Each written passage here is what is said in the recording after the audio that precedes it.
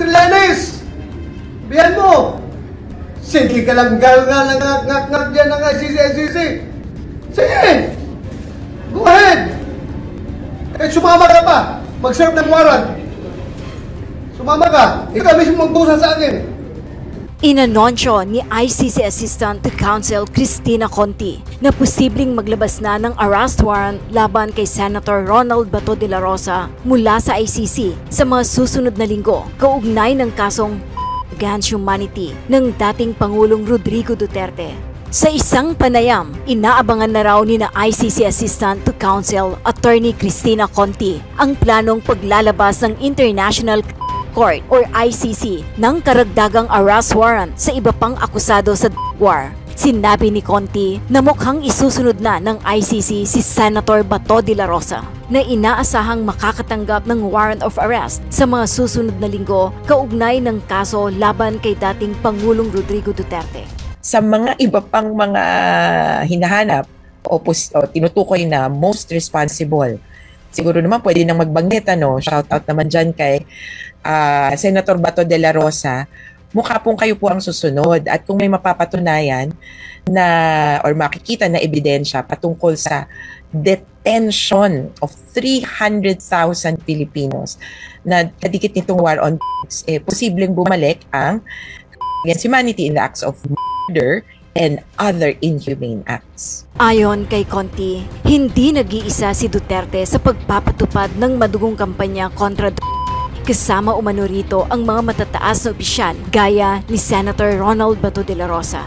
It was not just him, and he was indirect co-perpetrator along with others. This would not have happened without all the others. Ani Conti. Sa isang pahayag, sinabi ni Attorney Cristina Conti na bagaman si dating Pangulong Rodrigo Duterte ang itinuturing na utak ng war on ang pagpapatupad nito ay isinagawa ng kanyang mga tauhan, kabilang ang mga pulis at ilang sibilyan. Duterte might have been like the brains or the moral compass of all this, but the implementation was left up to his lackeys, police officers and civilians. So minimum, Bato, there could be others. There will be others. Ani Conti. Si De La Rosa ay dating hepe ng PNP at pangunahing tagapagpatupad ng nasabing kampanya ay matagal nang iniugnay sa mga isyong ito. Matatandang sinabi ni De La Rosa na magtatago siya kung may mailabas na arrest warrant ay nagbago na ang kanyang paninindigan at sinabing handa na siyang sumuko sa ICC kapag may opisyal na utos. Go ahead, make my day, Mr. Trillanes! Biyan mo! Sige ka lang ngak dyan ng ICC. Sige! Go ahead! Eh, sumama ka pa! Mag-serve ng warrant! Sumama ka! Ikaw mismo magbusa sa akin! Patuloy ang pagtutol ng ilang opisyal ng pamahalaan sa pakikialam ng ICC. Subalit, mariing iginiit ng mga biktima at kanilang mga kaanak ang paghahanap ng hustisya. Kasalukuyang nakakulong si dating Pangulong Rodrigo Duterte sa ICC Detention Center sa The Hague, Netherlands, kasunod ng pag-aresto sa kanya noong March 11. Samantala, noong Biyernes, April 11, hiningian ng panig si Senator Bato de la Rosa kung ano ang masasabi niya tungkol sa napipintong arrest warrant niya mula sa ICC. Kasama din po namin dito sa programa si Attorney Cristina Conti kahapon. Nagbigay po siya ng pahayag na sabi niya, mukhang kayo na daw po ang susunod na bibigyan ng arrest warrant ng ICC. Ano po ang tugon niyo dito? Walang problema. Hindi man natin kontrolado ang ICC kung mag-issue tayo ng order. Itingnan natin kung ano magiging action ng ang ating gobyerno despite all that happened during the Duterte situation, no? Yung nangyari kay Pangulong Duterte. Tingnan natin kung anong gagawin nila na naaayon sa batas at dapat naaayos sa ating konstitusyon. Oo. Senator, hindi pa rin po nagbago yung naging pahayag nyo noon na kayo po kung sakali mang matuloy ang arrest warrant na yan, hihingi pa rin po ng tulong sa Senado? Ganon. I will explore all possible avenues, no? Na pwede natin magamit na para mapigilan pagpadala sa atin sa dahig. For the weekend, inanunsyo po ni ICC Assistant Counsel Attorney Cristina Conti na posible daw pong may lumabas na arrest warrant mula sa ICC laban po sa inyo in the coming weeks. But Senator, ano po ba ang naririnig nyo? Naghihintay lang naman ako kung talagang mayroon yan. Wala pa tayong magagawa dyan. Hintayin lang natin yung anong magiging decision ng Supreme Court doon sa aming pending petition sa Supreme Court. So, hintayin na lang natin. Pero Senator, I mean, initially, di ba sabi niyo po, you will vow to go into hiding, but eventually, sabi niyo po, willing po kayong pumunta po sa Hague at harapin ang ICC. So does that mean, kung dumating nga po itong arrest warrant, you will be fully cooperating? Tama po ba yan, Senator? No. I am not, wala kong sinabi na mag-cooperate ako. Ang sabi ko lang is, noon na gusto kong pumunta doon kung may tsansa na makalapit ako kay Pangulong Duterte. Pero yun nga, nung nalaman ko na yung family members niya, hirap makapunta sa kanya, makabisita. So, there's no point of going there kung hindi ko siya makita. Ano yung plano nyo, Senator, kung sakali lang, no, na maunang lumabas yung warrant bago yung desisyon ng Korte Suprema? Sinabi naman ng ating Senate President no, na I can avail the protection of the Senate while hinihintay yung decision ng Korte Suprema. So I can stay within the Senate premises para hindi nila ako hulihin habang hinihintay yung decision ng Korte Suprema. Nagbigay naman ng opinyon si Attorney Enzo Recto. Paano kung lumabas ang arrest warrant kay Bato? Paano kung lumabas na ang arrest warrant ng ICC laban kay Bato de la Rosa? Ano nang mangyayari sa kanya? Nang tinanong si Bato de la Rosa dyan, ang sagot niya, depende yan. Kung lumabas na ang arrest warrant, ang desisyon ng Korte Suprema tungkol sa petition nila. Totoo po yan. May petition sila Bato de la Rosa matapos arestuhin si Duterte noong March 11.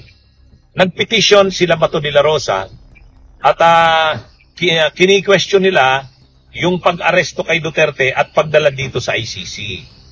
Ngayon, yung petition na yan, hindi pa po yan nadidesisyonan ng Korte Suprema.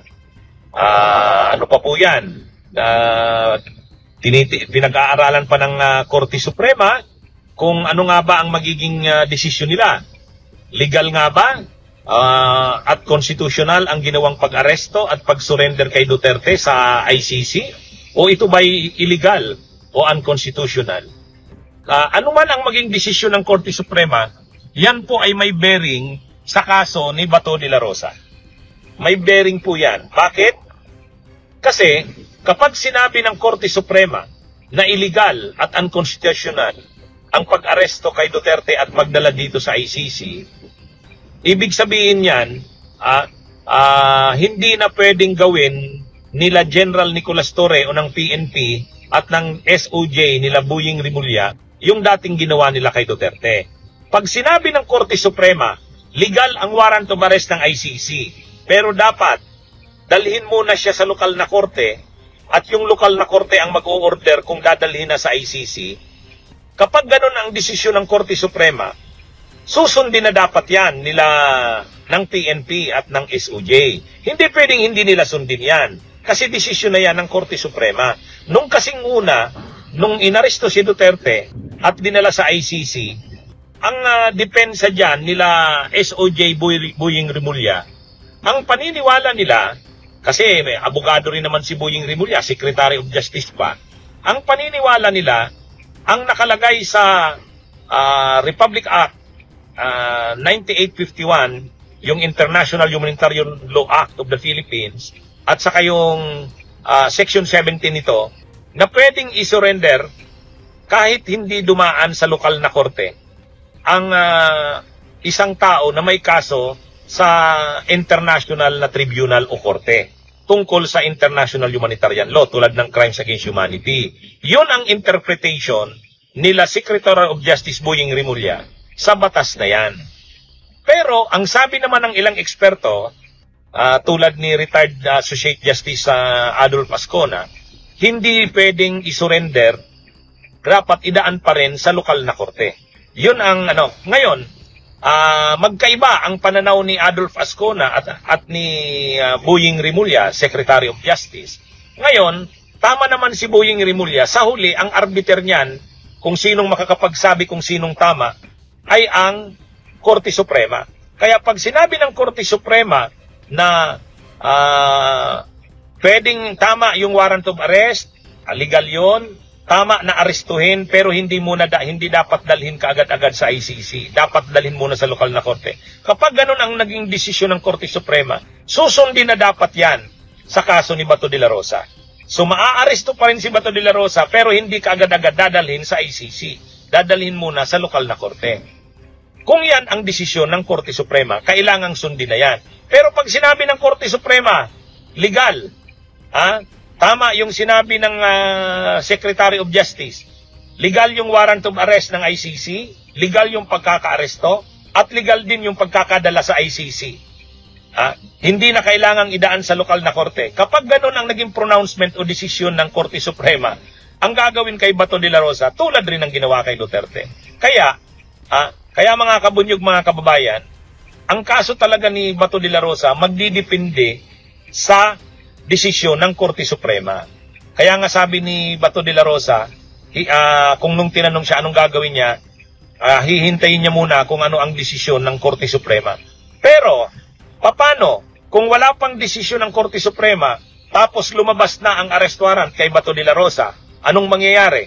Ay sa tingin ko, ang gagawin nila Secretary of Justice Boying Rimulya, susundin pa rin yung dati nilang paniniwala. Gagawin pa rin nila yung ginawa kay Duterte. Patay tayo dyan. Kapag wala pa yung desisyon ng Korte Suprema at lumabas ang arrest warrant ng ICC, aarestuhin si Bato de la Rosa at ito turn over siya direkta sa ICC. Kasi papanindigan ng gobyerno, papanindigan nila Boying Rimulya at nila General Torre na tama yung kanilang interpretation ng batas. Na ang interpretation nila, pwedeng arestuhin at pwede nang kaagadalhin sa ICC kahit hindi dumaan sa lokal na korte. Yun ang susundin nila. Kasi wala namang nagsasabi sa kanila na mali yung ginawa nila. Siyempre, ang susundin nila, yung dati pa rin nilang paniniwala na pinatupad nila. Kasi ang depensa nila dyan, nila yon, in good faith sila. Nung ginawa nila yung desisyon na yon na arestuhin at dalhin sa ICC, yun ang paniniwala nila na interpretation ng batas. Ay wala pa namang nagsasabing mali yung interpretasyon nila ng batas na yon. Kaya yun pa rin ang gagawin nila. Kaya pag lumabas ang arrest warrant ng ICC na wala pa rin desisyon ng Korte Suprema, tingin ko magtatago muna yan si Bato de la Rosa. Magtatago muna yan. O kaya magtatago doon sa loob ng Senado. Habang hinihintay niya yung desisyon ng Korte Suprema. Yan. Kaya yan mga kabunyok, mga kababayan, ang mangyayari dyan kay Bato de la Rosa. Yan, marami tayong mga viewers, marami tayong nanonood sa atin dito, mga kabunyok, mga kababayan. So, yan po ang ating pag-discuss nitong tungkol kay Bato, mga kabunyok, kasi may mga nagtatanong, Attorney, anong mangyayari kay Bato de la Rosa kapag lumabas ang arrest warrant? Considering na nagkaroon ng pagdinig ang Senado at lumilitaw sa pagdinig ng Senado na parang may mga irregularidad na nangyari sa pag-aresto kay Duterte, anong mangyayari kay Bato de la Rosa? Ang sagot, kung wala pa yung desisyon ng Korte Suprema at hindi pa naman sinasabi ng Korte Suprema na illegal yung ginawa na pag-aresto at pag-transfer kay Duterte sa ICC, kapag lumabas ang arrest warrant ng ICC para kay Bato de la Rosa na wala pa yon, ang gagawin ng SOJ at ng PNP, yung dating ginawa kay Duterte. Kapag nangyari yan, tingin ko magtatago muna si Bato de la Rosa. Pero, kapag lumabas ang arrest warrant ng ICC, kapag lumabas ang desisyon ng Korte Suprema at sinabing, tama, okay lang yung ginawa ng gobyerno, legal yon, di ganun pa rin ang gagawin kay Bato de la Rosa. Pero pag sinabi ng Korte Suprema, illegal, unconstitutional yon, ang gagawin yan, aarestuhin si Bato, dadalhin muna sa lokal na korte. Yan po ang mga mangyayari dyan. Okay? Sige mga kabunyog, mga kababayan, magandang araw sa inyo. Mag-subscribe at i-click ang notification bell para sa mga susunod na video updates. Maraming salamat po.